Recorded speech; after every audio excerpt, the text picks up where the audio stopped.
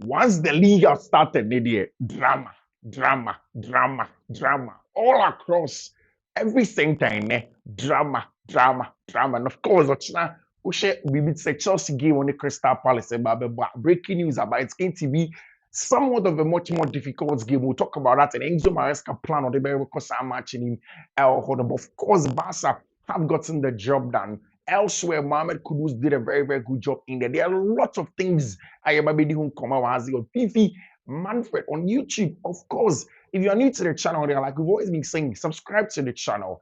Turn on notification. In the notification, turn on. Michelle, I do choose all. Send me anytime your content ever drop. Or you're first to have it on Fiifi-Manfred on YouTube. Fiifi-Manfred on YouTube. Now, be come on, be an investor. So I am sure you are smiling because in the codes they are booming. Barca game I've gone through, Como game I've gone through, all of them I've gone through.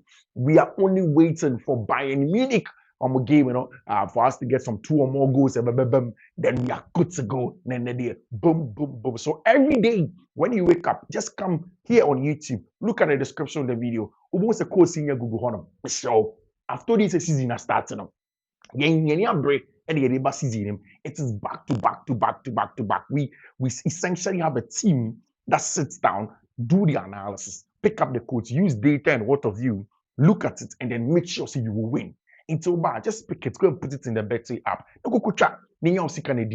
Several times. I don't have to repeat myself. Congratulations in advance to all of you. Let me start like we've always been doing. Let me say a big thank you to Minia Yesumo Spare Parts Dealership Shop. Charlie, you guys have been solid since we started doing business with Yesumo for me. I've been very, very good. My catch up say, me can't spare parts to Ushima. And I'm afraid Yesumo say, Charlie, bro. Charlie be like the car on the spare parts they give me some 1 or 2 issues. We say, always then if you dey Accra right now, they make them take the car come. And they are so kind post office, but if you know they to they do nationwide delivery, the whole Ghana. Me sending your money there, bro. No machine fit a phone there, shaman be there come. So if you dey around to if you know they around to you want know they make them come. Send in your money because then I know they are Accra. Fast, Charlie, take wrong safe. Your money be dream intact. I'm say Charlie, yes.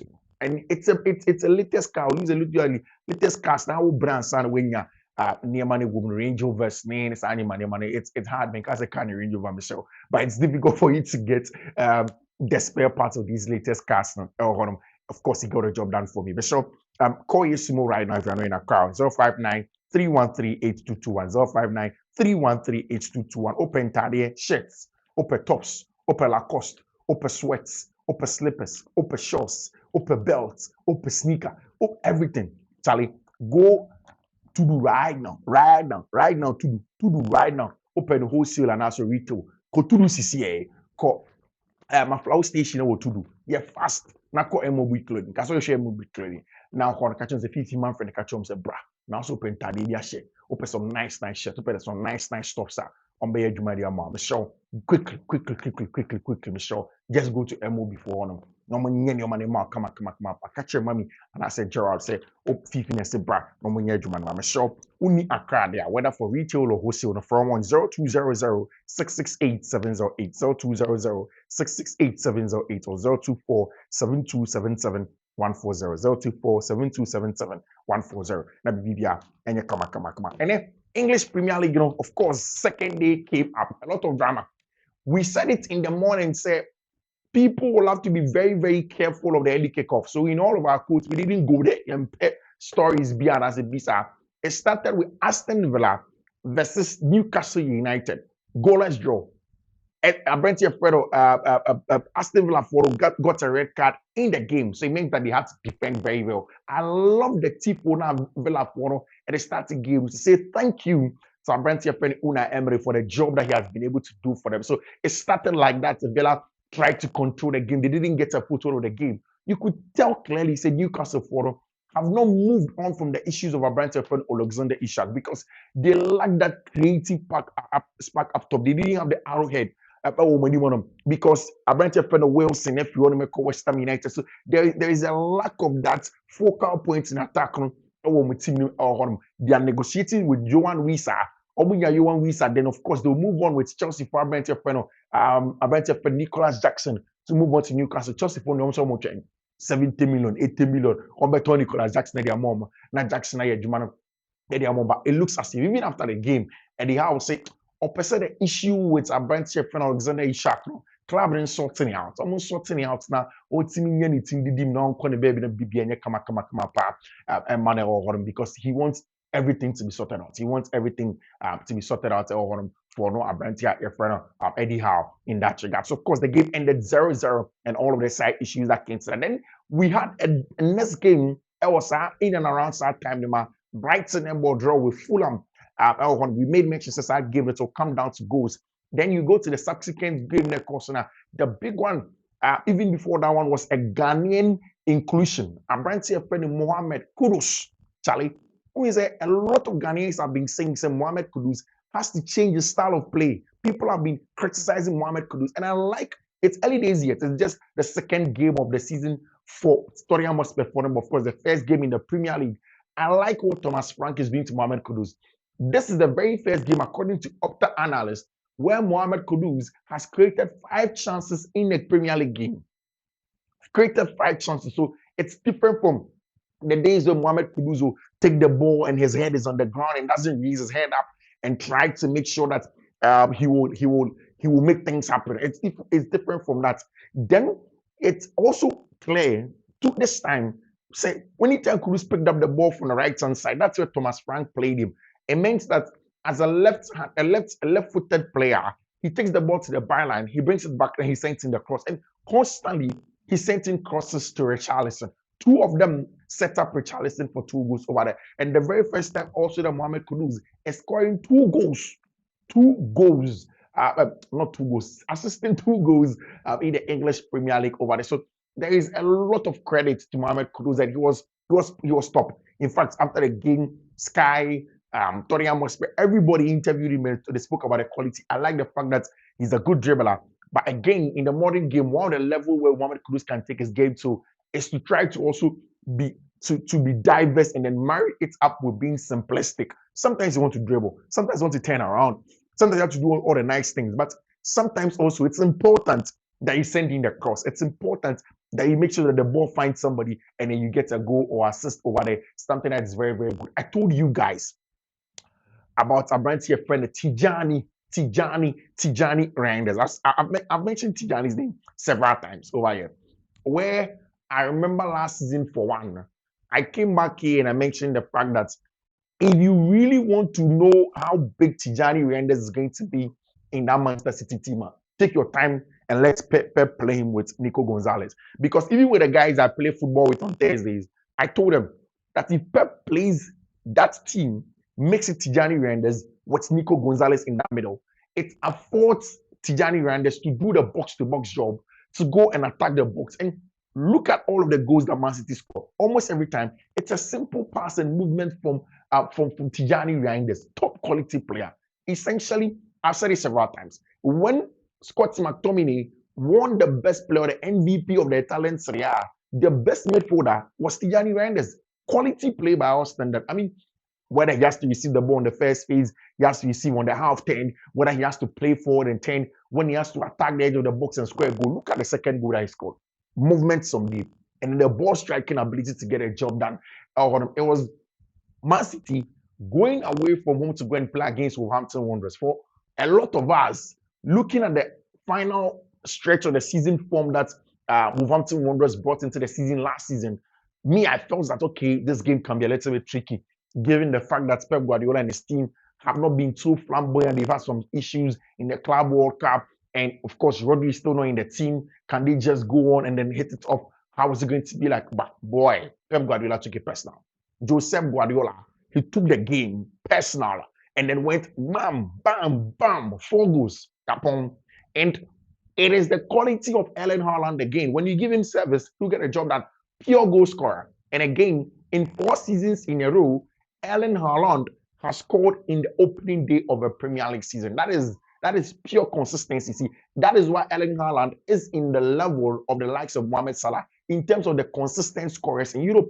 If you want scorers that will give you goals, that will give you assists, that consistently will score goals for you, then essentially you need players like Erling Haaland in your team to get a job done for you. He was super. I mean, one goal was assisted by Tijani Renders. He scored another one also.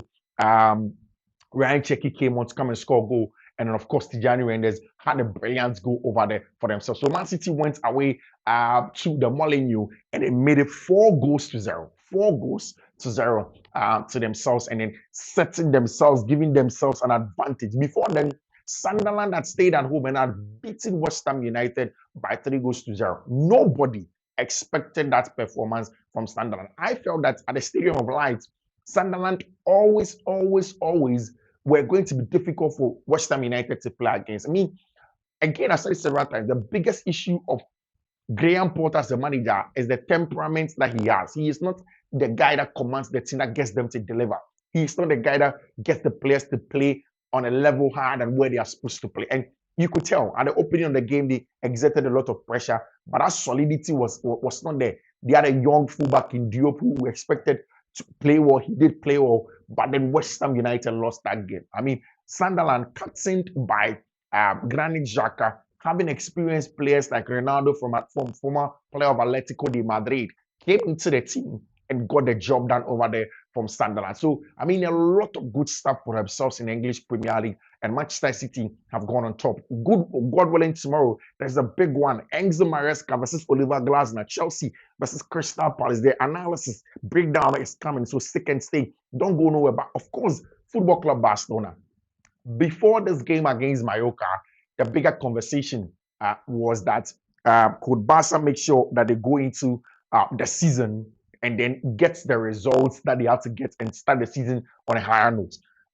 Most of the conversation around Barcelona before the season started were not footballing conversation. They were more of financial and sporting conversations, more of what can Barca register this player, can Barca register that player, can Barca get the best out of this one. All of those conversations were in and around Barcelona, and they had a game to play at 5:30. In fact, last night, it took Barca up to about 7:30, 8 p.m. in Spain to officially come out and say that they had registered the boys, and it was left for it to come out on the La Liga website. Good stuff.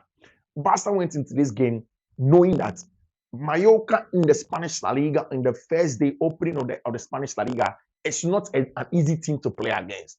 It's seriously, it is not easy. And Hansi Flick knows that in starting the title defense, it is always important and superior that he gets results. He gets the results, stamp his feet on the first few games of the season, and then make sure that by the time the season gets to the point where he has to win games, he has solidified things. You have your goal difference solid, you have your points solid, and you get things done. I mean, so he went into the game, didn't start Eric Gas. He didn't start Joe Kunde. It was Eric Garcia who started at right back. Alejandro Balde, my man, at left back. And of course, Ronald Arau and Pau Kubasi got a job done. See, I'm giving a lot of credit to Andreas Christensen with how good of a centre back he can be in terms of the ball playing ability. But the physical strength of Araujo is one of the best. And as captain of the side now, in that game against Mallorca, he showed it again. Physically, and then making sure that he goes into battles, being intense, being aggressive, winning duels, and then playing forward. I think that is something that I have to give credit to Ronald Araujo. So he was super in this game. The plan of Hansi Flick was supposed to be the same: press, counter press, win the ball, play forward, get into the channels, and let's try to be effective in front of goal. And that was the main thing. High line away from home against Mallorca. Let us press, let us be more aggressive, and then be good. So anytime Barca had the ball, it was more of a 3-back of a sort, with Kubasi as the CCB, Ronald Araujo as the LCB, and then of course you had Eric Garcia as the RCB. Then in the middle of the pack, the two excellent ball recyclers. First of all, in Pedri Gonzalez, and then of course, I'm going to say Frankie de Jong control the game. They recycle the ball. They control the tempo of the game. And it's pleasant to watch. It's exciting to see. Say, you see Pedri, you see Gavi, and you see Frankie de Jong constantly recycling play. Short pass, turn around, take the ball to the side, take play forward. Sometimes it's not every time that you have to play for. Sometimes you take it back again, you restart again, look for certain opening to break the lines. And I think that those two players as a double pivot probably are one of the best in the world. as that pair, double pivots, Pedri, and then of course Frankie de Jong in the middle of the pack. They're one of the best. Of course, up top as a number 10 was some boy that they called a floaty. See, throughout the last parts of this of the transfer window, one of the players that have been spoken about a lot in England, who is non-English and from Spain, has been Fermin Lopez. As a number 10, he floats almost everywhere in between the lines, and he works very, very hard in terms of leading Barca's press and counter press a lot.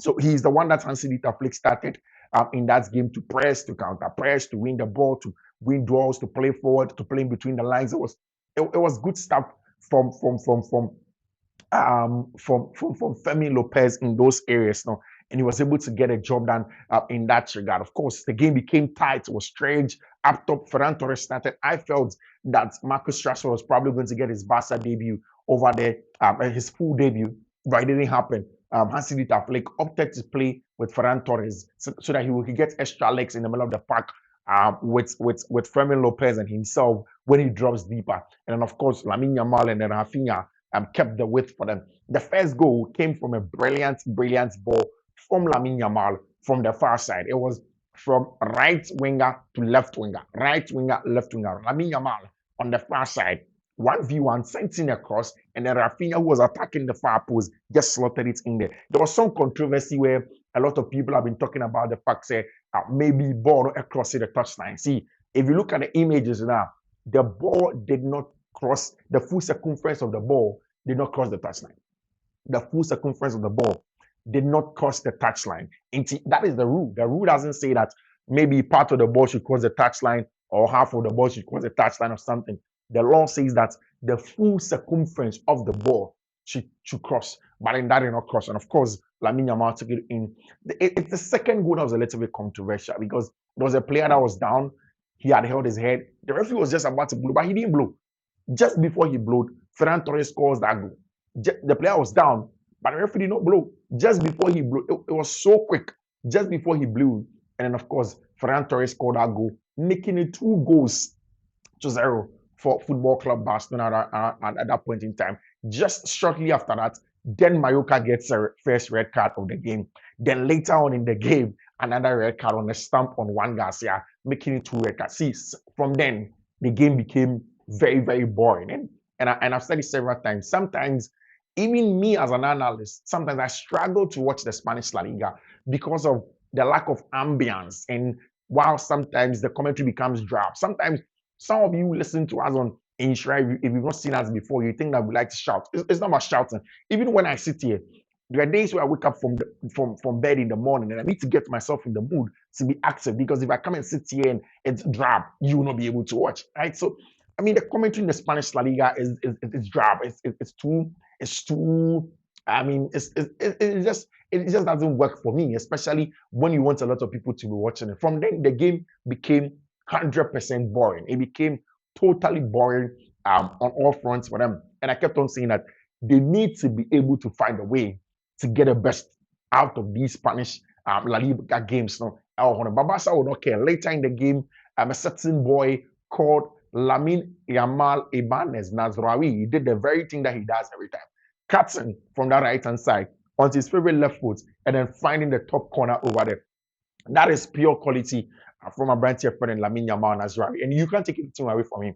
On the first day of the opening of the Spanish La Liga season, Rafinha gets his goal. I want to ask you, how many goals would Rafinha get this season? How many goals would our brand friend Lamine Yamal get this season? Will Barca be able to win the Spanish La Liga? Because obviously, they started off on a front foot, on a good foot. 3 points, 3 goals over there for themselves. And their 2 most prolific players from last season have started the season in the right way by getting the goals from there. Lamine Yamal, Rafinha. But again, our brand friend Marcus Rashford came on in around the 60-something minutes, 78th minute, and he got some game time as well. I mean, I feel like Marcus Rashford will be very, very important as the season goes on for Football Club Barcelona, as things begin to settle for them, as things begin to go on. We'll see how things are going to. I mean, Barca, they've gotten the job done. 3-0 away at Mallorca. Now it is over to you, Real Madrid, on Tuesday. Over to you, Real Madrid, on Tuesday. Can Madrid get that job done in that season opener, also at home or they are going to drop points. If they drop points, it means that already before the season starts, they are in some trouble over there for themselves. So we see how Madrid will navigate all of these things with the pressure that Barcelona has given them in the Spanish La Liga season that we started. Because Charlie, it's going to be exciting. It is going to be super exciting. And me, I am all for all the drama in all of the games now. And all of them, of course. On the other hand, Chelsea are playing against Crystal Palace. I have good news and I have bad news. Which one do you want first? Do you want good news or you want bad news? Tell me first. Good news or bad news? Then I'm coming over there for you. Which one do you want to see first? See, let me start with the very good one. Chelsea have gotten even more breakthrough. Xavi Simons played a game for RB Leipzig. He scored the winner in that game. Now, right after Xavi Simons played that game, he has gone to Instagram and he is doing certain things that tells almost every Chelsea person that Xavi Simons to Chelsea is close. Very close. In fact, when Xavi Simons played in that game, it's the same thing that we've been describing Xavi Simons for. Tight space control, tight space manipulator, the finishing ability in tight spaces, and then in the box, the low center of gravity that makes it easy for him to glide around and then receive the ball in tight spaces and then shoot. That's exactly what Xavi Simons exhibited in that final goal for RB Leipzig in that game. And then, of course, after the game, he has gone onto his Instagram. He went onto his Instagram, and what Xavi Simons posted was that one, he is the guy. He posted something about call me. I know I can do the job. Just call me. Let me come and do the job. Now, in that post, Chelsea's Dutch new boy called Jarell Hato went to like the post. He went in there and he liked the post. And everybody says, hey, is it a cryptic message or is it Xavi Simons that is going to come to Chelsea as soon as possible? Then away from that, just a couple of minutes after that, Xavi Simons goes onto his Instagram and then post Chelsea's game versus Crystal Palace tomorrow. I've told you guys, Xavi Simons to Chelsea, by far already done. I said, just the financial bit of how Chelsea want to make sure. See, if you look at Chelsea, the reason why Chelsea want to make sure this Nkunku thing is done is that at the end of the day, Chelsea have a settlement agreement with, how do I say it, with UEFA for. UEFA fined Chelsea, I think, about 60 million. And they told Chelsea, said this summer, Chelsea cannot buy more than they sell. So their net expenditure doesn't have to be in the negative. It has to be plus or at least net zero. So they can't buy more than they sell. They need to be in the positive side when it comes to their net expenditure. So they say, fine.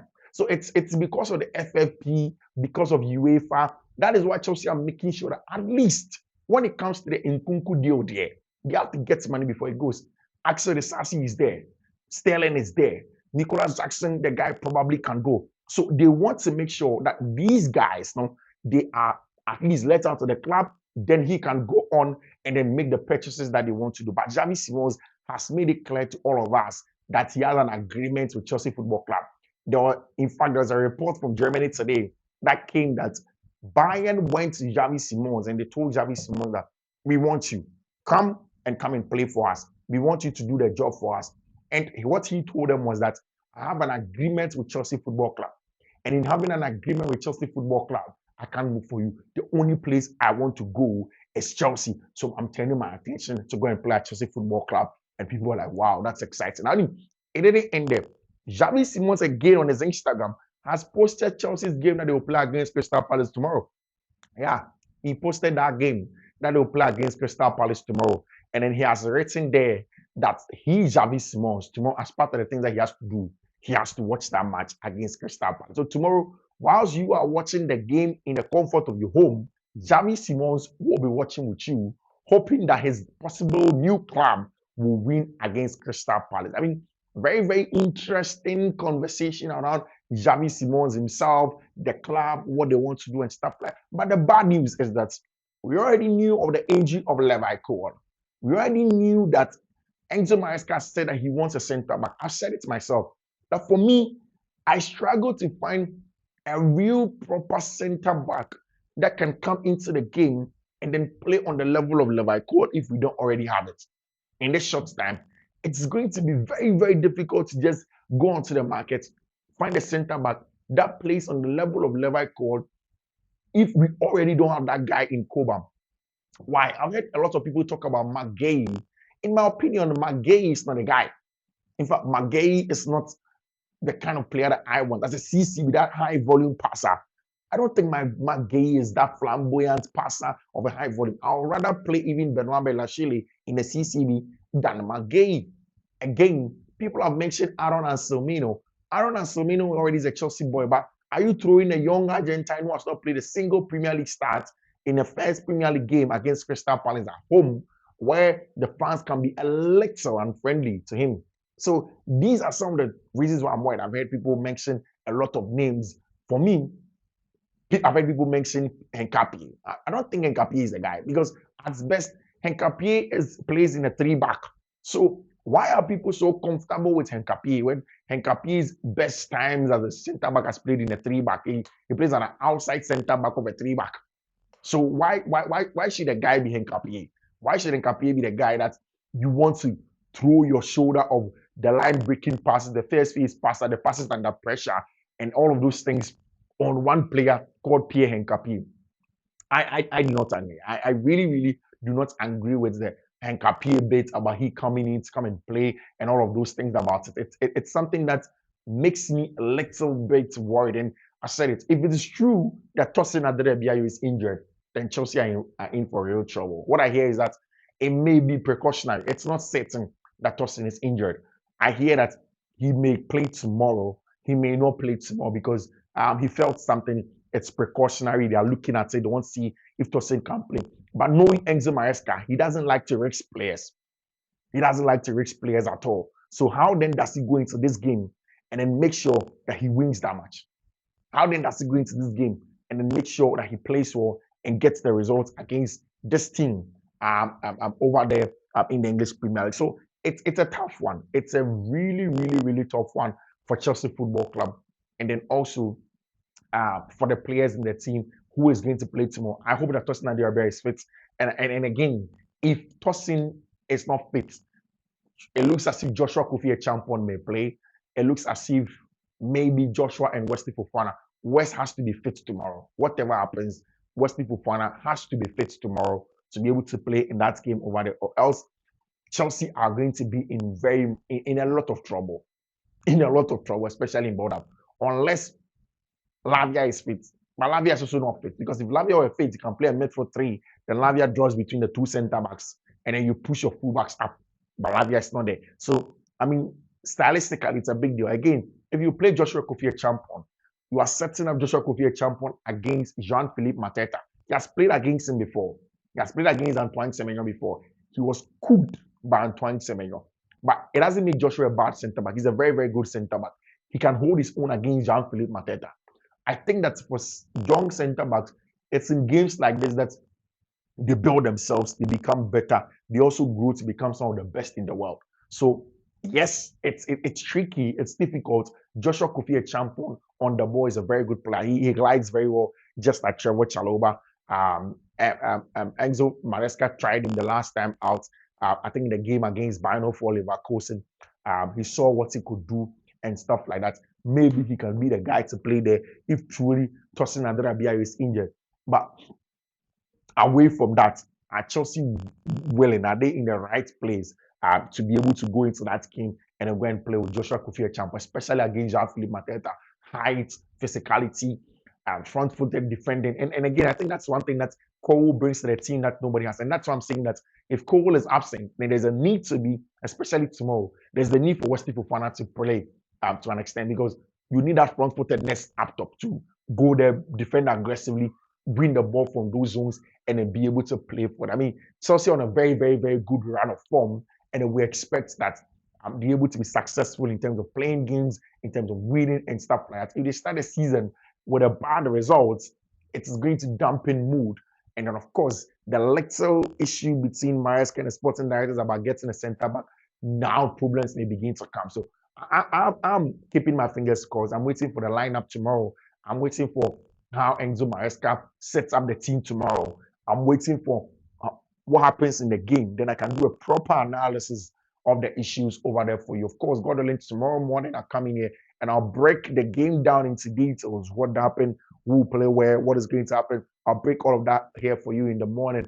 Exactly by 8 a.m. it should be up over here. So I mean, these are the updates. Javi Simons very, very close to getting the Chelsea job. Of course, Joshua Kofi, a champion, looks like he's going to replace a certain Tosin Adore in the team over there tomorrow against Crystal Palace. So it's a tricky game for Chelsea tomorrow. It should have been a straightforward one, but it looks tricky for Chelsea tomorrow. But again, I've seen this team and Enzo Maresca map up strategies to get the job done a lot of the time when I'm watching, and he deserves all of the support that he has to get from the sporting directors. If he says he needs a centre back, they should get him.